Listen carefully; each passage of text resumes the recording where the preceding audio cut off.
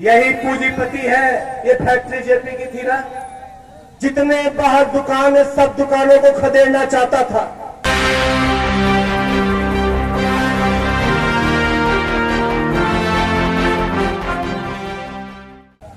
चुर्क और घुरमा के मुद्दे पर आता हूं और एक शेर के साथ जो भारतीय जनता पार्टी के लोगों से पूछना चाहता हूं कि तू इधर उधर की बात न कर, ये बता ये कारवां लुटा क्यों, मुझे रजनों से गिला नहीं, तेरी रहबरी का सवाल है। भारतीय जनता पार्टी के चेयरमैन भी रहे, भारतीय जनता पार्टी के जिला अध्यक्ष भी, जिला पंचायत अध्यक्ष भी है, उनके ब्लॉक प्रमुख भी हैं, भारतीय जनता पार्टी के विधायक हैं दो बार, भारतीय जनता पार्टी और अलायंस के सांसद हैं दो बार, प्रदेश में दो बार सरकार बन गई, केंद्र में दो बार सरकार बन गई। अब चुर्क की समस्या का समाधान नहीं होगा तो क्या जब देश के बाहर सरकार बनेगी तब होगा क्या? ये केवल लॉलीपॉप देने वाले लोग हैं।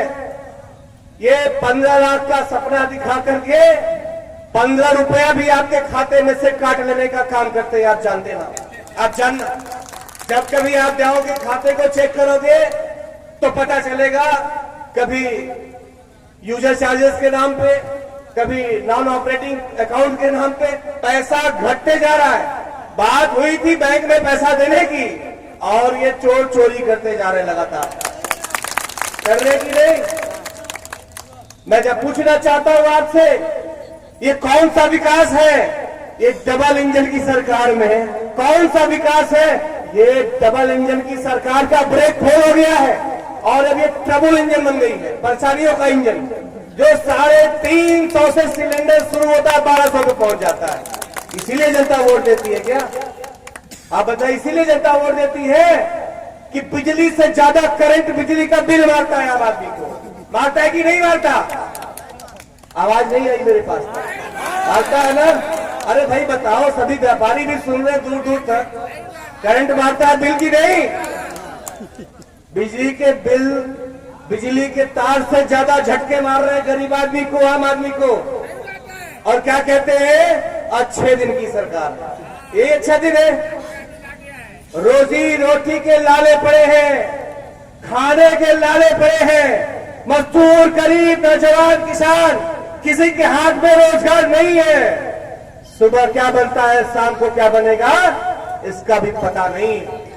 क्यों? ये डबल इंजन की सरकार है। एक बार और इंजन जोड़ दोगे तब क्या होगा? पता चलेगा पानी भी नहीं पी पाओगे, उस पर भी टैक्स लग जाएगा।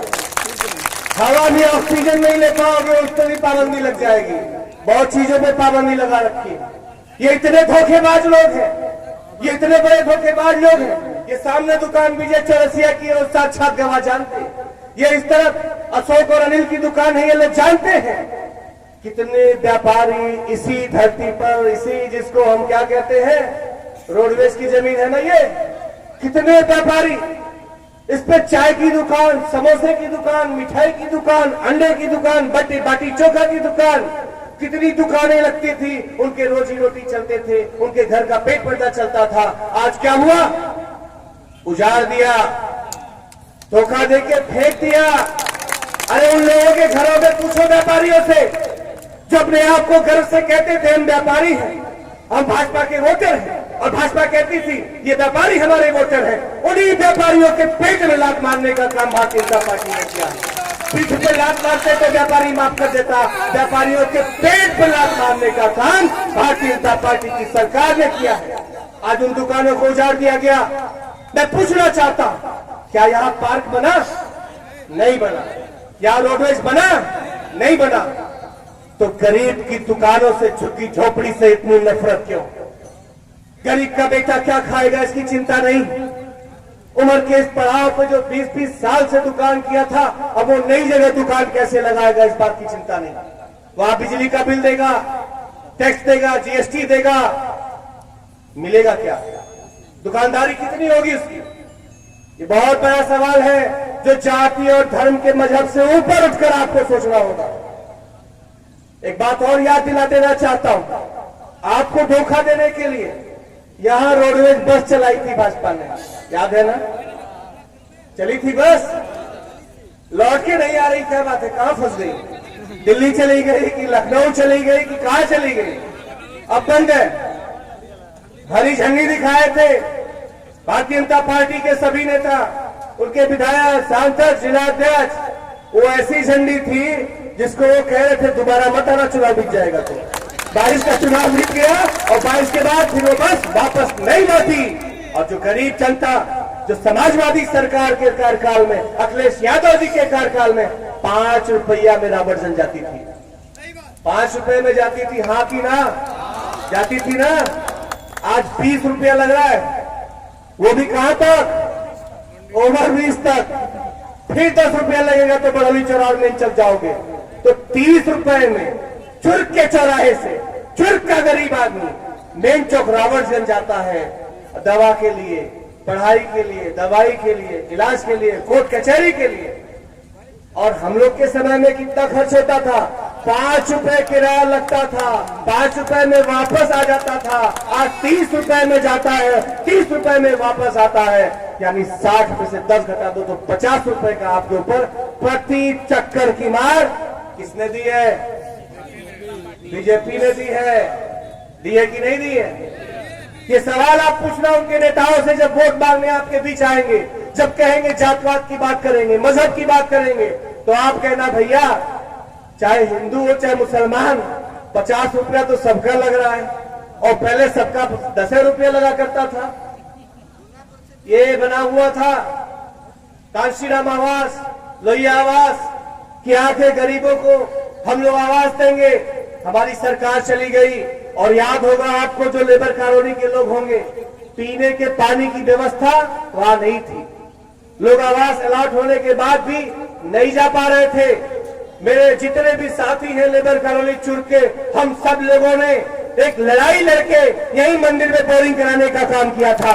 लेकिन लालच है ऐसी सरकार पर कि उस पानी को, उस आवास तक पिछले 5 साल तक नहीं पहुंचा पाए और पैसा लेकर आवास आवंटित किया। वार्ड नंबर 1 में स्कूल बनाया था, शिलान्यास कर दिया था, 17 में हार गए। और वो स्कूल वहां अविनाश कुशवाहा के पढ़ते क्या, वहां सईद कुरैशी जाके पढ़ते क्या, वहां तो वार्ड नंबर 1 के बच्चे पढ़ते, वहां के रहने वाले लोग न पढ़ते।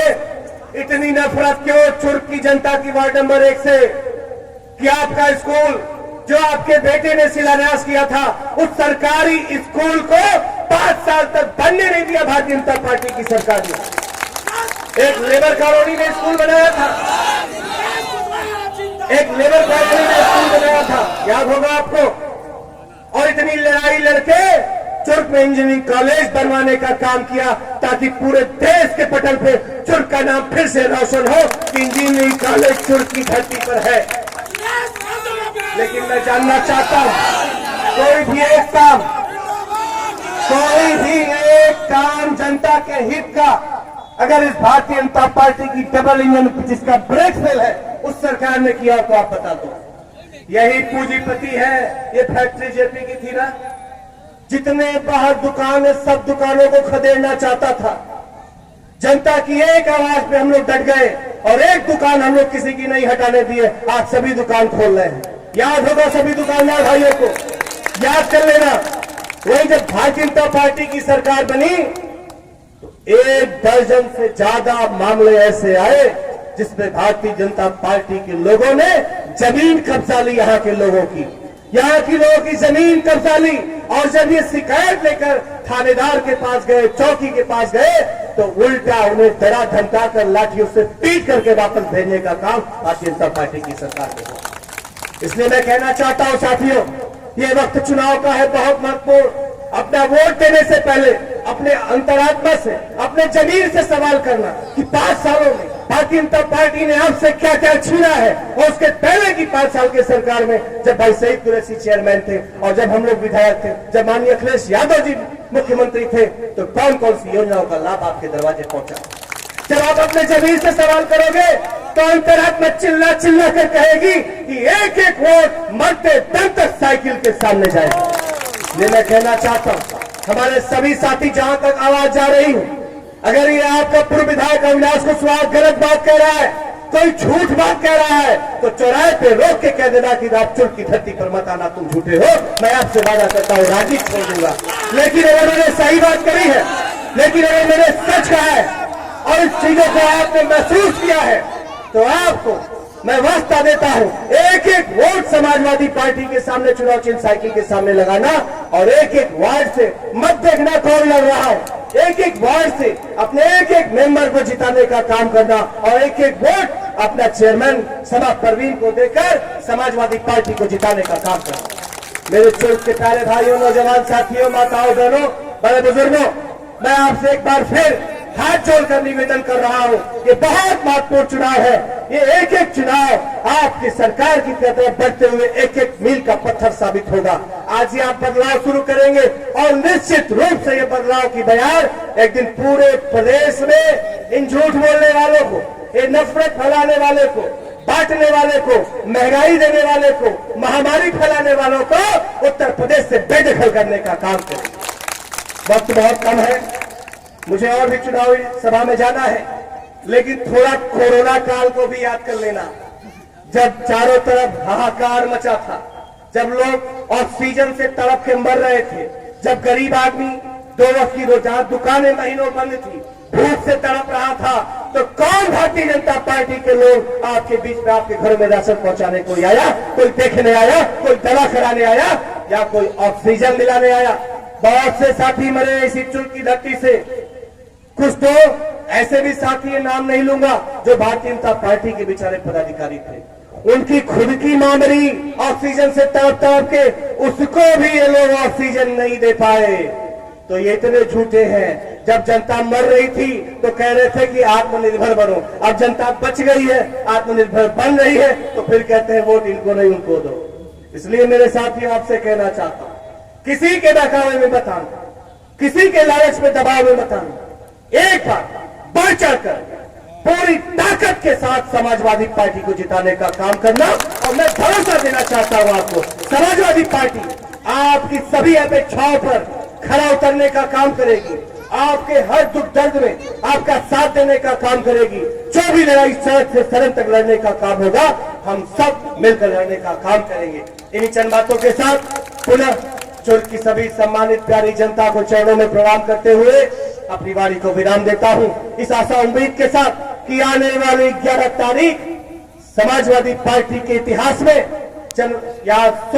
सोनभद्र के इस चुल्क नगर पंचायत के इतिहास में नई इबादत लिखने का काम करेगी और ऐतिहासिक रिकॉर्ड मतों से समाजवादी पार्टी के प्रत्याशी समा परवीन को जिताने का काम करेगी। जय हिंद, जय भारत, जय भीम, जय भारत, जय समाजवाद।